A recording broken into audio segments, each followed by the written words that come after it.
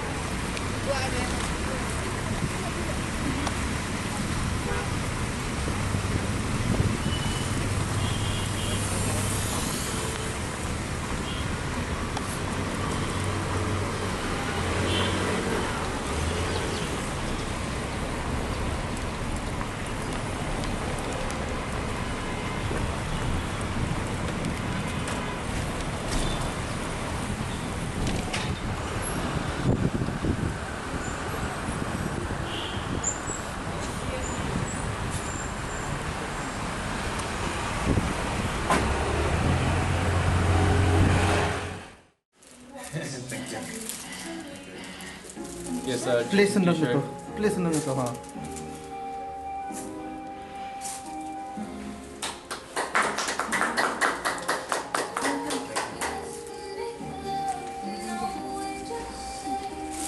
This is our traditional Rindia.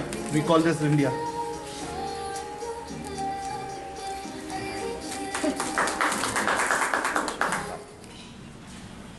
Welcome to Shillong. There's a reason and there's a purpose, like a message which I want to spread across the country, which is related to climate change and global warming. The temperature of Earth in another 35 years is going to increase to 2 degrees. At present it is 1.3 degrees. And in 35 years it's going to be 2 degrees. In another 100 years it is going to be 3 degrees. So the kind of temperature when you are inside the car in hot sun and you have your windows off, switched your AC off, another 35 years that kind of experience you're going to have there on the road. So that is the way this global temperature is increasing, and it's because of the kind of industrialization which we are having, and the kind of like behavioral needs because of us. The industry is producing a lot of things, and it is eating up a lot of fuel, and due to that, the amount of CO2 which we are spreading in the air, and it's absorbing that heat, and then that heat rays which has to reflect back in the atmosphere, they're getting trapped inside. So that's how the global warming is happening. So I am going across all states and spreading the awareness towards how to actually we can try to bring this temperature down. So this is the whole reason, purpose of this journey. I've covered more than 14, 15, I haven't given count. So it started from Uttarakhand, so I went towards Himachal, Ladakh, J&K, came down to Punjab, Delhi, Haryana, Delhi, Rajasthan, Gujarat, Maharashtra, Goa, Karnataka, Tamil Nadu, and Andhra, Orissa, West Bengal, and Assam. And now today I am in Meghalaya, Shillong. So I'm gonna go to all the states of Northeast, like from down towards Tripura, and then towards Mizoram, like Nagaland, Arunachal Pradesh, Manipur, and back to Sikkim, and then towards Bihar, Jharkhand, Chhattisgarh, and MP, UP, and then back to Delhi. So like Delhi is going to be the state, or Uttarakhand is going to be the state where I'm going to end my journey. Yes, see, I have three things in my mind which I want to spread across how we can actually bring this down. One is, in today's world we are talking about clean energy, how to reduce the CO2 emissions and go to minimal waste and all. No one is talking about clean air. You will have energy in future, that's fine, right? But when you want to breathe, will you have clean air? No, you won't have clean air. So the way, only how, with no maintenance, we can have clean air is by planting trees. And how we can, and if we have a regulatory in the country where the government says, okay, every new baby born in this country, it's mandatory that the family has to plant a tree. It's kind of an insurance, oxygen insurance for the child, for the future. So just imagine 16 babies are born in a second in this country. In a second, just imagine how many trees we'll be able to plant in a day, and calculate multiply it to the years and all. We had a balance of this global warming, pollution and all right from the Stone Age and trees. But after the agricultural revolution, industrial revolution, the pollution has come up, but we have always been destroying the trees at the same time. So there is this huge imbalance. We will always have, due to human needs, we will always have increase in pollution, or some way we will think, okay, we have limited it, but it will always be there high in ratio than the amount of trees which we have. So in this way, if we plant a tree for a baby which is born in the country, if there is a regulator, instead of people saying, okay, now you give me your Aadhaar, show me your this, whatever it is. So they can actually ask you, prove us that you have actually insured your child's future with the oxygen, or you have a proof, wherever you go to school, you go to colleges, you go anywhere, wherever there is an, this thing where they ask you your identity, or you prove that, you are from this country. So they should also ask, okay, if you have a tree of your name or not, if you are actually taking part in, bringing this temperature down. So this way, I think in 20, 30 years, we will be able to, have at least some balance, because at the same time we are talking about, minimizing the, pollution, going clean energy and all. So somewhere down the line, 50 years or maybe 100 years, we will be able to bring this balance. Because after 30, 40 years, the way how you said, India is going to be affected in a humongous way. After 30, 40 years, if you have this idea coming up in your mind and you're saying, okay, oh, it's too late, let's plant trees. I'm telling you, the environment at that time, the atmosphere at that time will be so hot that the trees won't grow. It will be too late. And then, I do not know then what we will do. So, and the other one is to adopt a minimal lifestyle where we understand the difference between need and wants. Every new thing which we go for has the process of going through industrialization and transportation till the time it reaches you.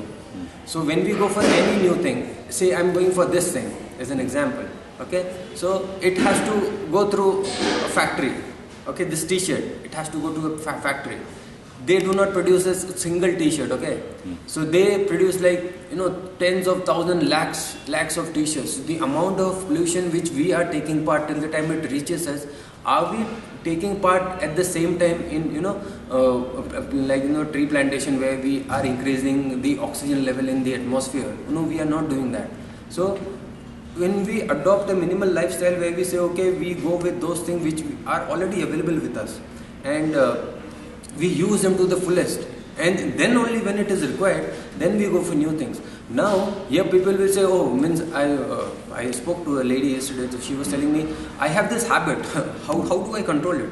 So I just shared, like, see, we will die in another 30, 40, 50 years, whatever it is, and we'll die sound. But the generation which is gonna come after this, what are we doing for them? Because as of like a family, when we bring a child to this world, so we have so many dreams, we try to fulfill every need, every requirement of the child, but the one most requirement is to have clean air. Are we doing anything from our end to assure that our this generation which is about to come is gonna have clean air to breathe, or are they gonna stand in the line in the queue for oxygen? USA already has these oxygen booths. New Delhi has oxygen booths. People are paying for water which is free from nature. There's a day where it's going to come that you are going to pay for air. So what kind of habit or we are going to like practices which we are we going to take from today, that our future generation will take like breathe pure air. So we have to understand that today, if we differentiate the difference between need and want, it is not for us. It is for the generations to come. So any new thing which we go for, could it be anything? It could be a flag, anything, like the cap, or anything. Is it necessary or not? Is what is the need of today? Because if we do not participate today, then our generation is gonna, this future generation is gonna live in hell. And the third one is to adopt cycling culture, because I'm cycling across, so I believe it's the cleanest way of traveling here and there, where you actually do not produce any kind of emission and all. But there are other ways also where people can carpool or can use public transport and all, where see, we cannot go zero saying okay, we won't use the bike, car or anything and all. If we choose okay, these things can be used only during emergency or any particular time where you are having something very interesting and all. Other times when if you have a way to commute from here and there over a bike, cycle or anything. So I think we should choose in a way where we are trying to participate very minimum where these emissions are happening. So these are the three things which I talk everywhere. People are like, it's new that people are showing interest. Cycling, yes, yeah, cycling as a hobby. Yes. So if they can choose it for the morning time when they are going just for the fun of ride and all. So at the same time, if they understand how important it is, so they can ride to the to their work also. And the other thing where you said okay, this people are not used to public transport, and people are thinking whether we should take public transport or not, or carpool or not. So it's obviously a personal decision, but still, if you actually think about what role you are playing by yourself, see, a very small change in your habit could actually bring a very huge difference in coming future. Why we are today used to having cars, bikes and all? Because our ancestors, they used to walk before, then they had cycles, then they had bike, and Hitler got the car, right? So we want everything like this, anything which we want, let's say this thing. So if we actually think like the kind of difference which we can make and which can actually help the environment and the coming future, so see, this is the only way how we can actually choose or make a practice of using public transport. And at the same time, the state government or this central government, they have to think okay, when they are making new roads or like renovating new state cities and all, so they should have a dedicated this path for the cyclist, where see, there are people, those who say that okay, we want to cycle, but there is no way how we can take this traffic. So if they have dedicated path, and I think it is slowly growing in India, where few of the states, they are actually practicing this of having a dedicated path for the cyclist. So if people are really serious, so I think even like those people, those who are taking the decisions at the upper level, they will also think about it. So my brother's got a son, and I want that in future when we are not there, he should be able to breathe clean air. So he's one of the reasons that I'm on this, right? Because I know once we are gone, even though if they try anything or how much ever they try, they will have to stand in that oxygen booth one day. And you must have seen that movie Dune, where how important one drop of water and how important that oxygen cylinder is. Somebody takes that pipe off you, you're just dead there. So I think we are heading towards that kind of doomsday where we will destroy each other. And yes, as an endurance athlete and as a mountaineer, I actually understand the kind of climatical changes which are happening, and that was also one of the reasons when I was going for climbing peaks and all. So that the rains were happening there, and that was not the season. So for me, yes, it is like my brother's son actually, and the generations to come, where if I could spread this message and a lot of people will adopt these changes. So not only like my own nephew, means there will be others also. Those will have the benefit of this. And over it means clean air, clean water, and clean energy is the right of every species which is living on this planet. It's so simple. It's very simple. You plant a tree on every birthday of yours. Every individual, even if there is no regulatory, government says, okay, we cannot bring this, you have to go with the Aadhaar only, we don't care about this environment. But still, if everybody understands the need, and they themselves on their birthday, every birthday, if they plant a tree, say Kylleng, and they take care of that, I think that will bring a humongous change. And today we need a revolution to actually bring this temperature down.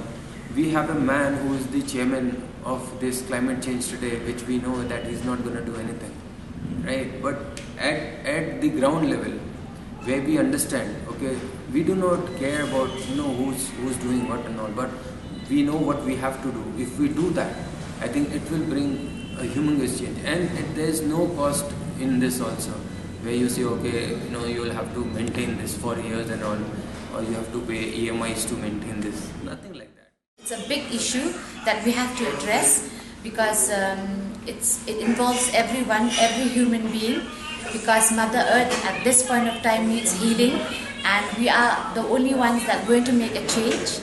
And I'm happy that he's cycling all the way and all over India, so to make a little change in every one of us, and we have to take the initiative to do what we can as citizens of Earth, I feel, and we should contribute in whatever way we can to make a difference. I really want to thank the ultra runners of Shillong and Rebecca Beckett, ultra queen of Northeast, to have given me this opportunity. And today I am at the Synergy gym, and I feel very great. I've been, after a long time, I've come to a gym, and I really thank each and everyone who's actually welcomed me here and given a warm welcome to me. And this is very special to me. I understand how it is given to people, and thank you very much for this. Shillong is beautiful, and the people here are much more beautiful from their heart. Thank you.